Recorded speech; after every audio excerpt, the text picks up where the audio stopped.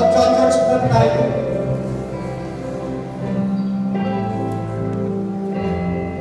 At ang sasama sa atin, walang ibang pasensya ka. Kaya kayo mga nandito, encourage ko kayo. Alam ko sa Batangas, wala nang matapos. Napatunayan ko na ang Batanggeno hindi matapos. At habang kayo nagkakaloon sa gawain ng Panginoon, lalo kayong payayaman ng Panginoon. Amen?